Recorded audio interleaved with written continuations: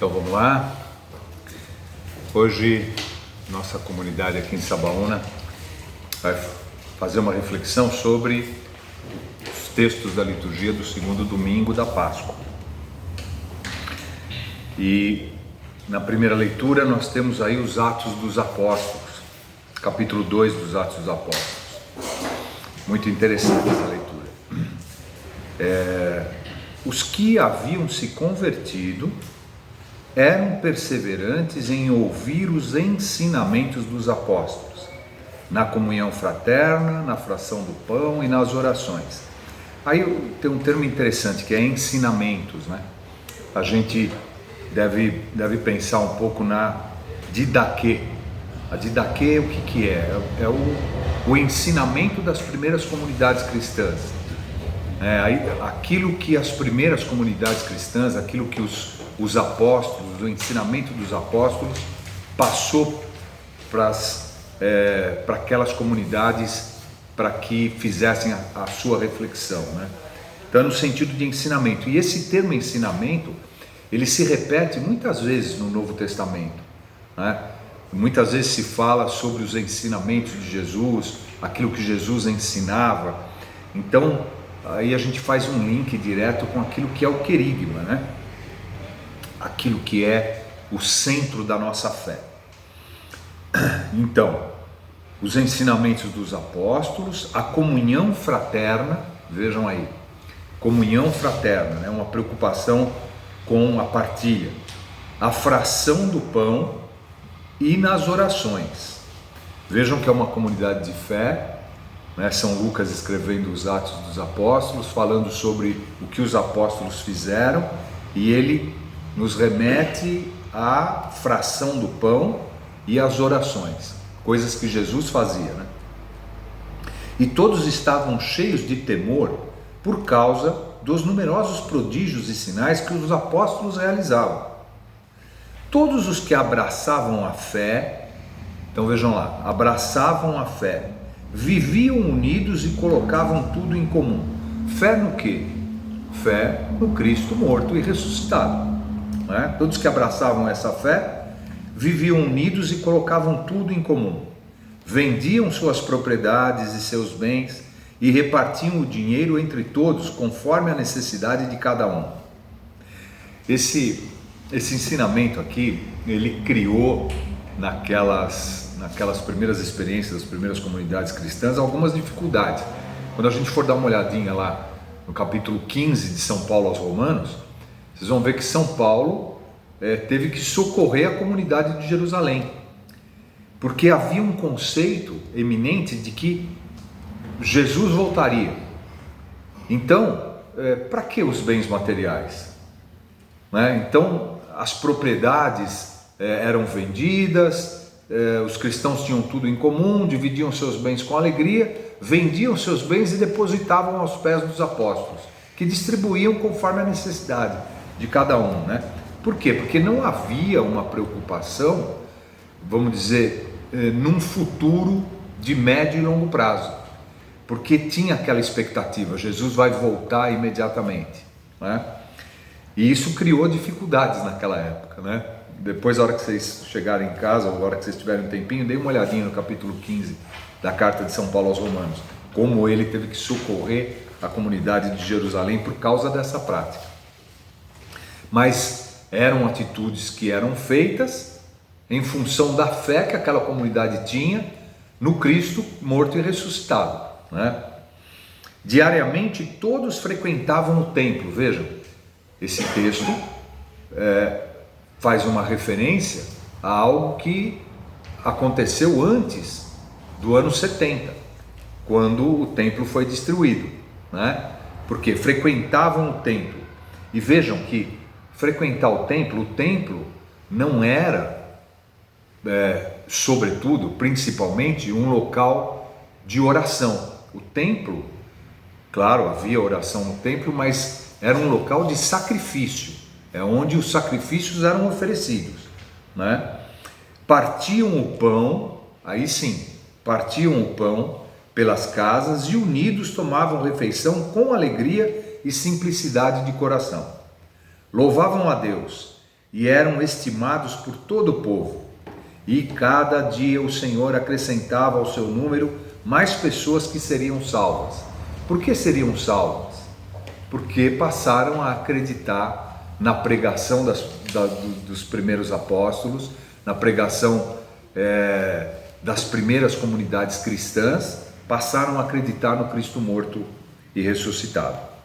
São Lucas faz questão ele sempre menciona isso, né? Acrescentar, mostrar que as comunidades cristãs estavam crescendo, né? Interessante isso. Aí esse salmo a gente cantou algumas vezes, né, Ronaldo? Nessa quaresma, né? Dai graças ao Senhor porque Ele é bom, eterna é a sua misericórdia. Nós cantamos esse salmo na explicação do Tríduo Pascal, lembra? Quando a gente cantou Hava Nagila, né? Lá no versículo 24, este é o dia que o Senhor fez para nós, alegremo-nos e nele exultemos. Esse dia é muito interessante, né? Zerayon, esse é o dia, Assá Adonai, esse é o dia que o Senhor fez para nós. Nagila Venishmerá, lembra? Hava Nagila, Hava, a gente cantou isso aqui. Ou seja, uma referência ao dia. Que dia é esse? Que dia é esse? É o dia que o Senhor fez para nós. E aqui nesses textos a gente vai ver, tanto na segunda leitura quanto no Evangelho, essa questão do dia. O dia que o Senhor fez para nós, né? Que dia é esse? Aí São Pedro: bendito seja Deus e Pai de nosso Senhor Jesus Cristo. Então vejam só, São Pedro está nos chamando a atenção do Deus que é Pai do nosso Senhor Jesus Cristo, o Filho, em sua grande misericórdia, pela ressurreição de Jesus Cristo. Olha aí, a ressurreição novamente em evidência. Dentre os mortos, Ele nos fez nascer de novo. A ressurreição de Jesus Cristo, pela graça de Deus, deve nos fazer nascer de novo. Nascer de novo, né? Olhar novamente de forma diferente para aquilo que a gente via de um jeito, agora precisamos ver de outro. Por quê? Por causa da ressurreição de Jesus Cristo dentre os mortos. Para uma esperança viva, para uma herança incorruptível, que não se mancha nem murcha, e que é reservada para vós nos céus, graças à fé. Então, é a fé que nos faz ter essa esperança. Graças à fé e pelo poder de Deus, vós fostes guardados para a salvação que deve manifestar-se nos últimos tempos.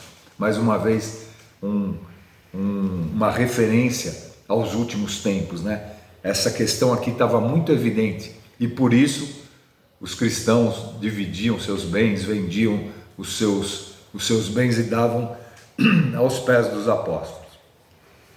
Isto é motivo de alegria para vós, embora seja necessário que agora fiqueis por algum tempo aflitos por causa de várias provações, né? São também sugestões para a nossa reflexão como comunidade, né? Nós temos as nossas aflições hoje ou não, né?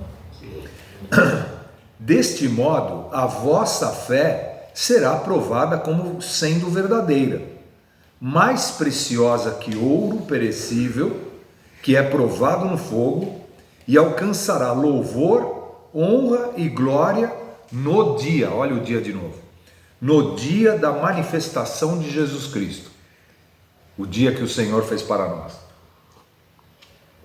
Qual é o dia da manifestação de Jesus Cristo? A ressurreição.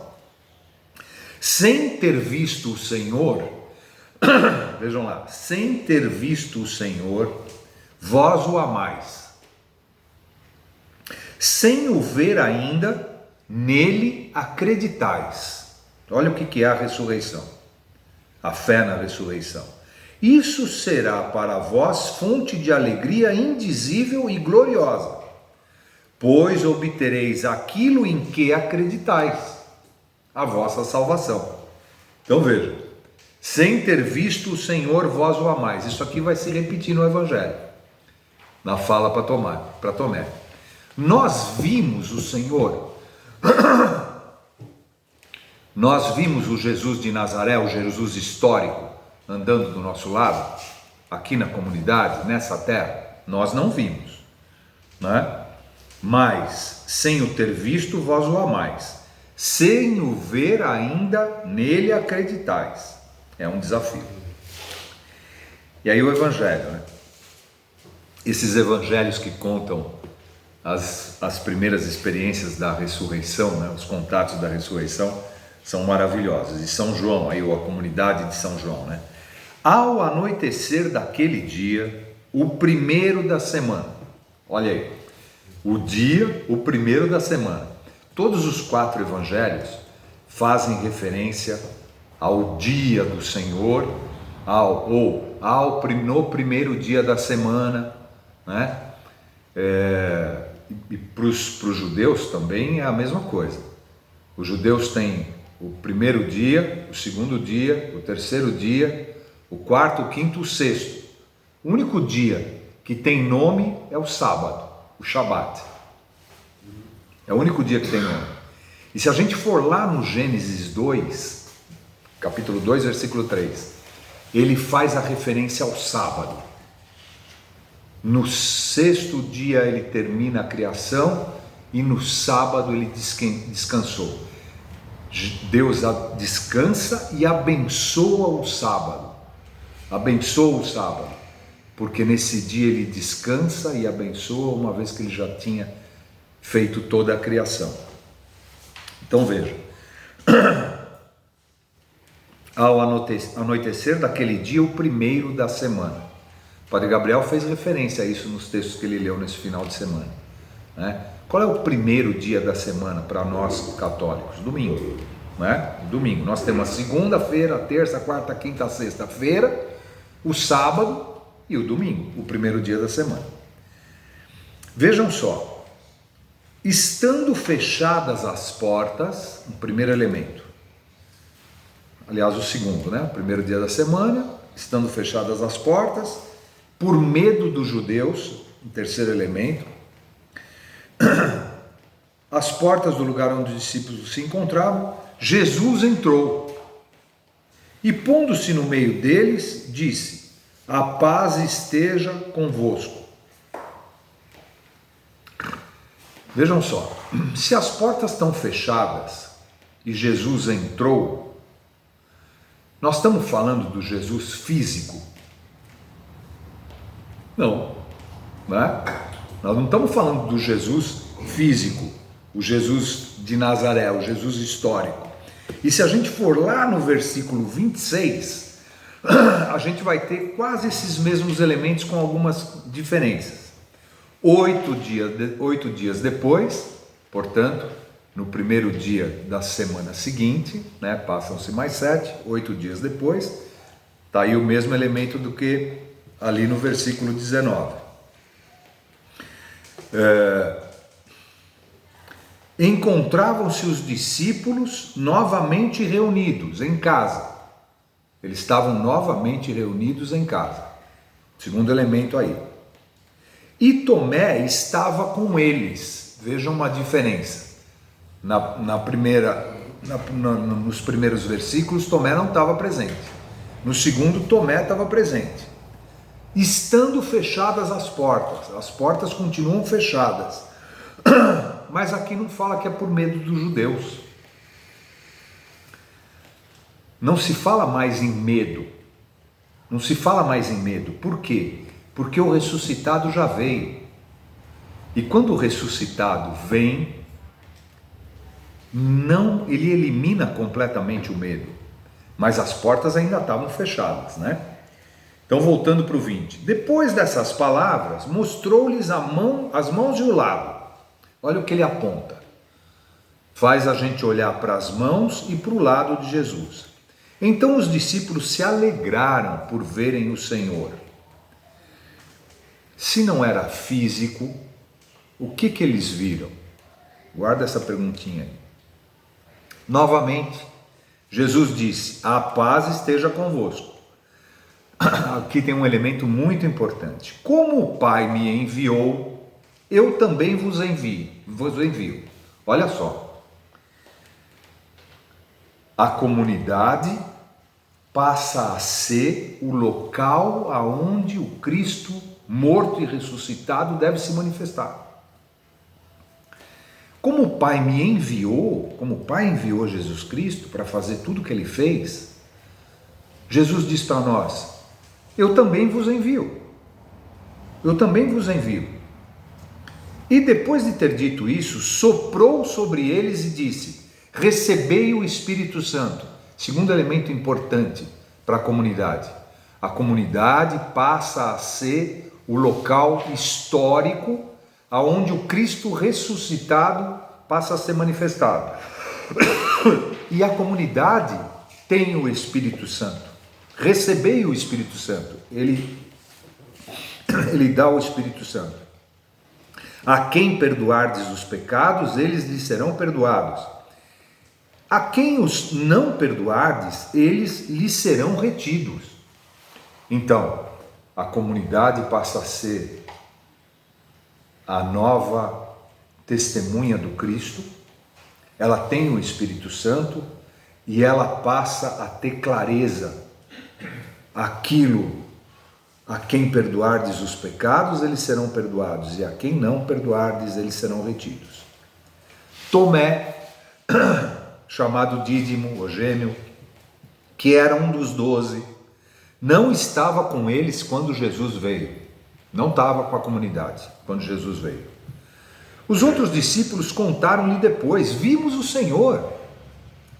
Mas Tomé disse-lhes: se eu não vir a marca dos pregos em suas mãos,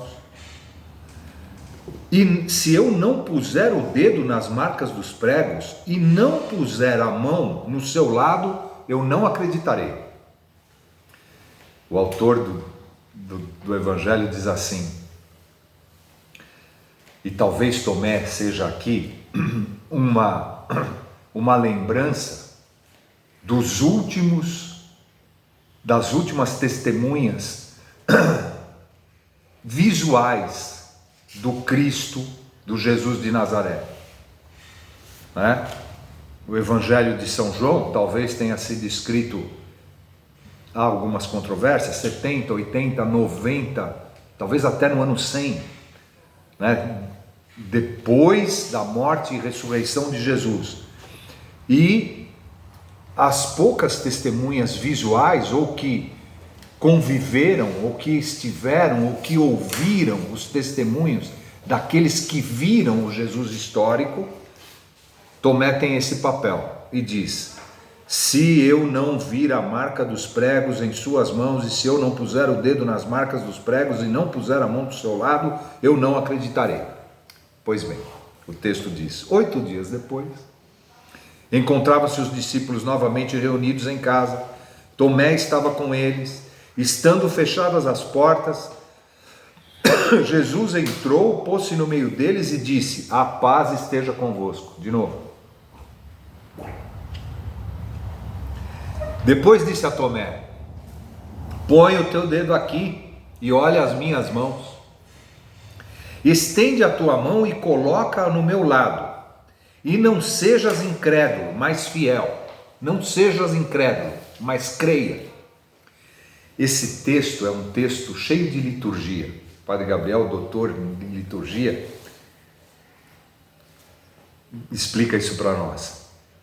É uma liturgia que esse texto está fazendo. Quando nós fizemos o Tríduo Pascal, no momento do beijo na cruz, ou da adoração da cruz, o Padre Gabriel disse assim para a gente: fique você um segundinho na frente da cruz.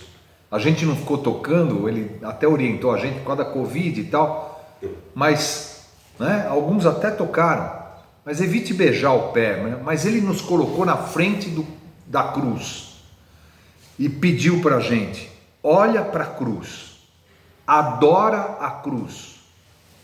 É o que o evangelista está fazendo com a gente. Ele diz para Tomé: bota a tua mão aqui e não sejas incrédulo, mas creia. Creia no quê? No Jesus histórico, no Jesus físico, que ele viu, que ele teve contato.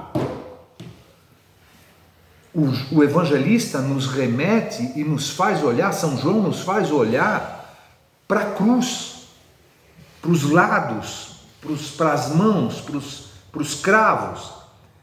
O Padre Gabriel deu uma explicação maravilhosa na hora que ele faz aquele rito do Círio Pascal, quando ele coloca as chagas no círio e nos explica o que significa cada chaga. E depois ele diz, acendendo o círio no fogo novo que ele abençoou antes: esse é o sinal do Cristo morto e ressuscitado. A igreja nos convida a olhar para o Cristo que morreu na cruz, para nos lembrar do Jesus histórico, que é judeu e que nos traz toda a cultura judaica, toda a história de Israel. A igreja nos convida através de Tomé, e Tomé é uma figura interessante, né? Tomé pisa na bola umas 3 vezes no Evangelho de São João, só no Evangelho de São João. Se não me engano, no capítulo 14, quando ele diz assim: não, mas nós não sabemos para onde você vai, por onde nós vamos? Ele responde para Jesus. Depois, na cena de Lázaro, a mesma coisa, capítulo 11 de São João: vamos nós também com ele, para a gente morrer junto com ele, né? Tomé é uma figura controversa. E agora de novo ele diz: se eu não pôr a mão, se eu não ver, eu não acredito. E o evangelista diz: olha aqui, sou eu, bota a mão aqui. Então, reparem que o texto continua e Tomé responde: meu Senhor e meu Deus. Quando Tomé estava junto com a comunidade, que antes a gente viu que a comunidade passa a ser o local onde o Cristo se manifesta, morto e ressuscitado, a comunidade passa a ter um Espírito Santo, porque Jesus soprou sobre a comunidade e deixou o Espírito Santo. A comunidade passa a ter a experiência de esclarecer para a gente a nossa fé. A gente vive essa fé em comunidade. Meu Senhor e meu Deus.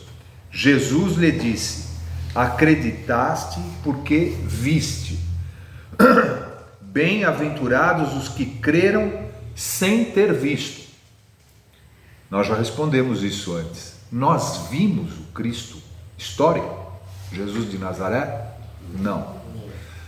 Nós ouvimos o que a comunidade nos conta, a palavra de Deus, que tem o Espírito Santo e que nos diz: olha para a chaga, olha para a cruz.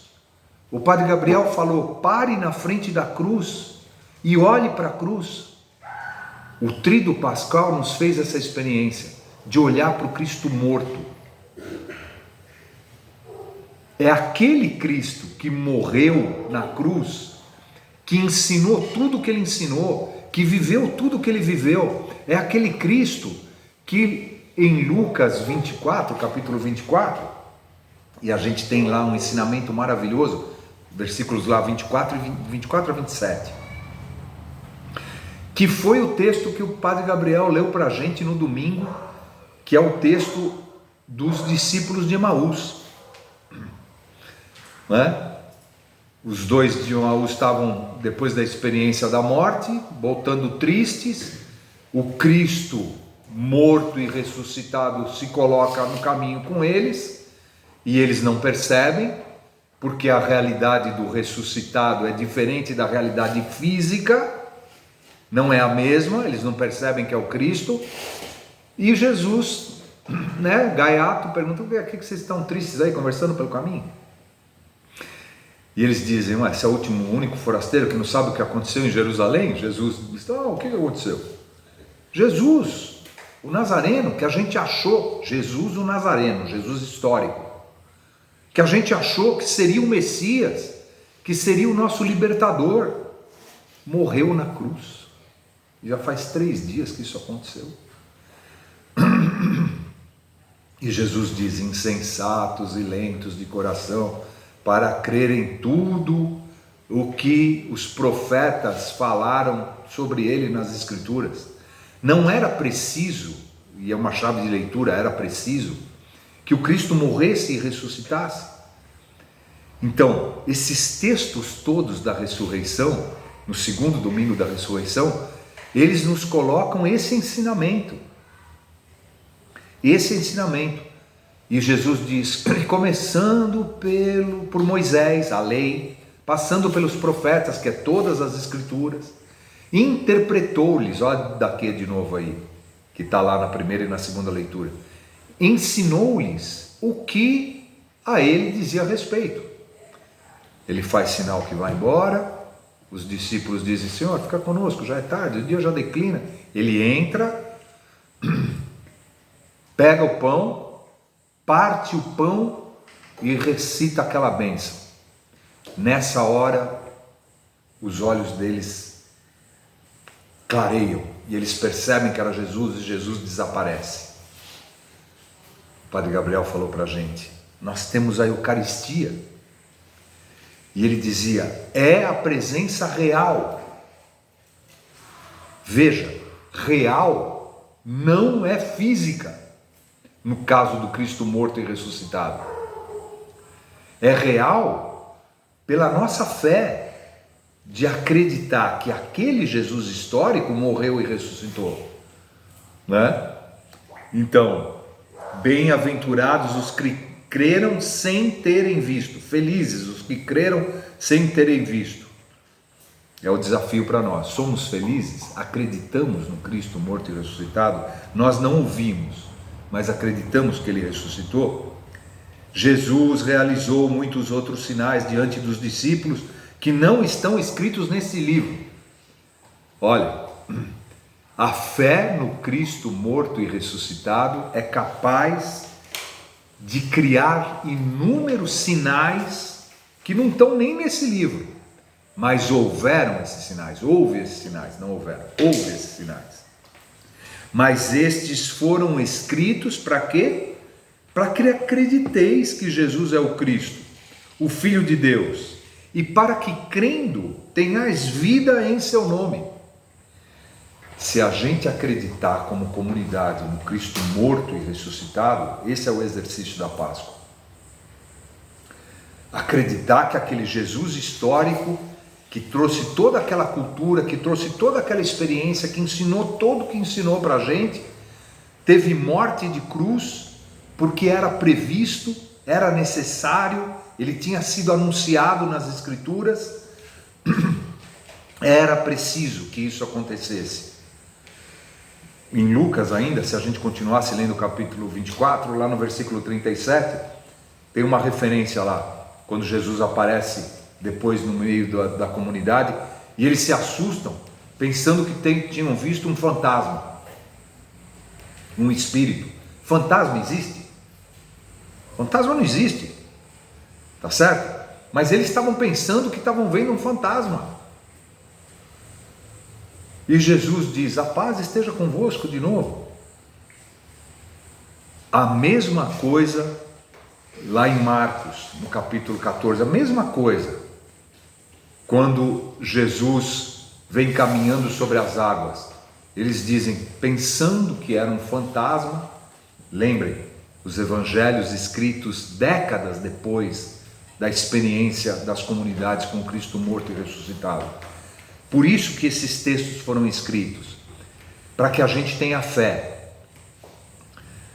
Naquelas reflexões que o Padre Hilário fez, que a gente fez e que o Padre Gabriel fez durante o Tríduo Pascal. A gente olha para o Cristo e naquela cruz A gente fez o teatro aqui, a gente lembrou, né? E a gente já fez esse comentário. Aliás, aqui eu estou parecendo um papagaio repetindo tudo que eu ouvi do Padre Vitório também, de Sion, um exegeta de Sion. Um dia, quem sabe, a gente traz ele aqui, né? E ele faz essa referência, faz a referência aquilo que Jesus resolve e que o grande profeta, o grande ícone do judaísmo não conseguiu resolver. O que Jesus resolve? Moisés, lá no capítulo 2 do livro do Êxodo, quando ele vai visitar o povo e ele vê o soldado egípcio judiando do hebreu, ele olha para um lado, olha para o outro, não vê ninguém, ele mata o egípcio e enterra na areia. Ele não consegue dominar em si o opressor, o vingativo. Ele não consegue dominar. E ele mata o egípcio. Ele mata no outro, ele não mata em si. E Jesus, na cruz, ele vence o opressor. Por isso ele é o grande libertador. Por isso ele resolve um problema que Moisés não conseguiu resolver. Por isso o Padre Gabriel falou para a gente: para na frente da cruz e louve essa cruz. Olhe para a cruz, olha para o lado, olha para os cravos. É essa a experiência de fé que a comunidade tem que fazer. Nós acreditamos que Jesus de fato se faz presente e vivo e real na Eucaristia. Nós acreditamos que Ele é o Cristo ressuscitado. A gente deve responder com a nossa vida, né? Com a nossa vida. Vamos